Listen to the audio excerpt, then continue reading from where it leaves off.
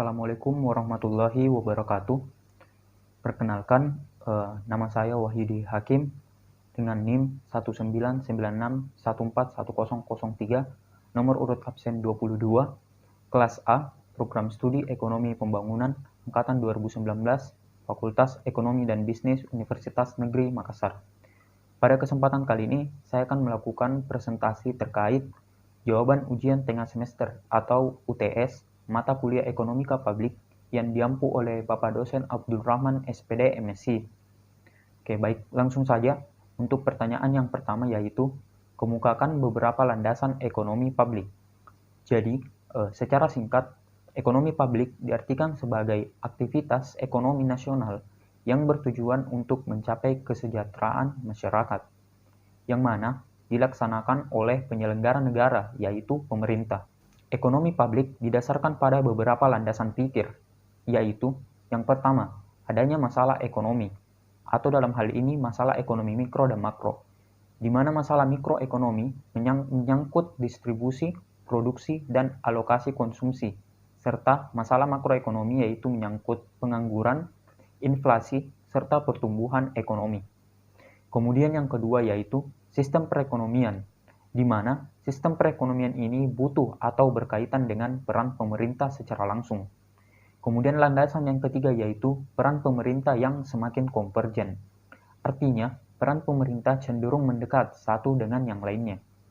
Kemudian landasan pikir yang keempat yaitu pendekatan ilmiah, menjamin kesimpulan yang ditarik dari suatu analisis yang bersifat sahih, di mana yang terdiri dari 4 tahap, yaitu deskripsi kegiatan pemerintah dalam perekonomian, yang kedua telaahan konsekuensi dari penerapan kebijakan tersebut, yang ketiga tinjauan atas kriteria keberhasilan keputusan publik, dan yang terakhir adalah evaluasi atas proses politik yang mengarah pada pengambilan keputusan tentang kebijakan publik.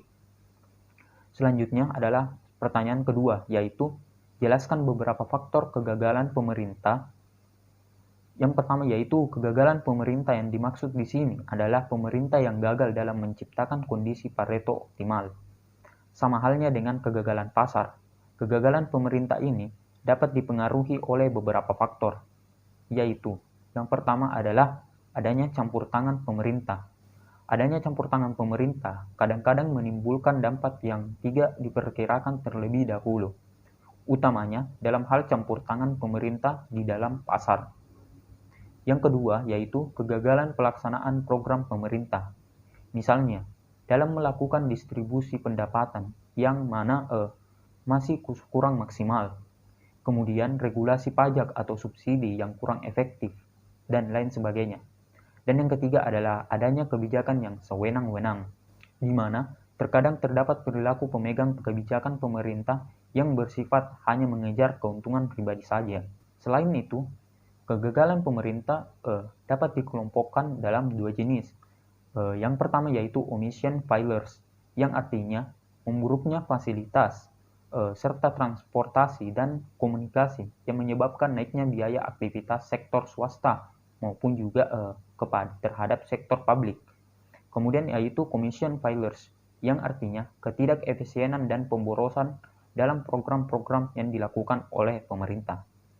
Pertanyaan yang ketiga yaitu uraikan pengertian dan ciri barang publik disertai dengan contoh mendasar.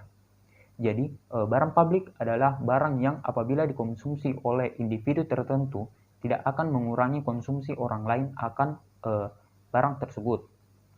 Artinya, barang publik merupakan barang yang konsumsi yang tidak mampu mempengaruhi jumlah penawaran konsumsi bagi orang lain. Ciri dari barang publik yaitu tidak dapat dibatasi siapapun penggunanya, dan bahkan seseorang tidak perlu mengeluarkan biaya untuk mendapatkannya. Kemudian, adapun contoh barang publik ini misalnya yaitu udara, cahaya matahari, papan marka jalan, lampu lalu lintas, serta lain sebagainya. Barang-barang publik tersebut dapat kita konsumsi atau kita gunakan tanpa harus mengeluarkan biaya sepersen pun. Soal keempat yaitu jelaskan teori pengeluaran pemerintah apabila ditinjau dari aspek makro.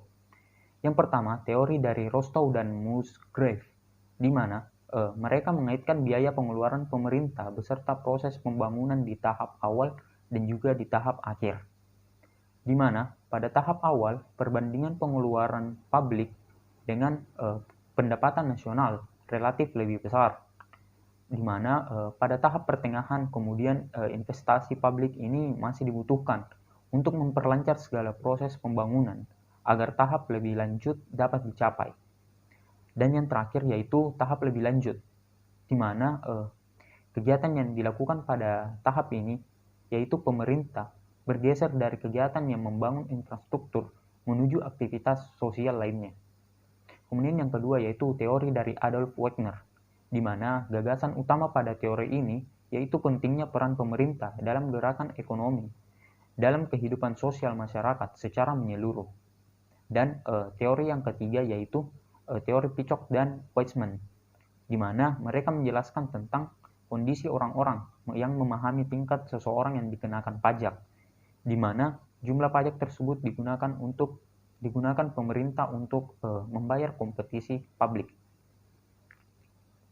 Pertanyaan yang kelima yaitu bedakan fungsi APBN ditinjau dari kebijakan fiskal dan aspek manajemen. Yang pertama, fungsi APBN apabila ditinjau dari aspek kebijakan fiskal yaitu fungsi sebagai stabilisasi, di mana APBN berfungsi untuk menjaga keseimbangan antara masyarakat melalui intervensi guna mencegah terjadinya namanya inflasi. Salah satu instrumen stabilisasi pemerintah yaitu melalui kebijakan fiskal yang merupakan tindakan yang diambil oleh pemerintah dalam bidang perpajakan dan anggaran belanja negara dengan tujuan untuk mempengaruhi pengeluaran agregat ekonomi negara. Yang kedua yaitu fungsi APBN ditinjau dari aspek manajemen. Jadi, selain fungsi stabilitas tadi, APBN juga berfungsi sebagai perencanaan. Maksudnya, anggaran negara menjadi pedoman bagi manajemen dalam merencanakan kegiatan pada tahun yang bersangkutan. Sehingga pemerintah dalam memanajemen alokasi sumber dayanya dapat lebih efektif. Pertanyaan yang keenam yaitu bagaimana pelaksanaan dan realisasi APBN Indonesia secara umum disertai dengan tinjauan empiris. Jadi, apabila dilihat dari realisasi APBN di 9 tahun terakhir, menurut saya secara umum APBN itu sudah bekerja sangat keras dalam pelaksanaannya. Misalnya saja pada program Nawacita di era kepresidenan Jokowi JK yang menurut saya sudah terrealisasi dengan baik. Misalnya saja tujuan untuk membangun Indonesia dari pinggiran dengan memperkuat daerah-daerah dan desa sudah terrealisasi dengan hadirnya program padat karya tunai untuk pedesaan. Selain itu, meningkatkan kualitas hidup manusia Indonesia, pemerintah juga menghadirkan yang namanya program Kartu Indonesia Pintar atau KIP yang dimana dihadirkan pada tahun 2014. Hal-hal tersebut menunjukkan bagaimana kerja keras dari APBN yang dimanfaatkan sebesar-besarnya untuk kesejahteraan masyarakat Indonesia.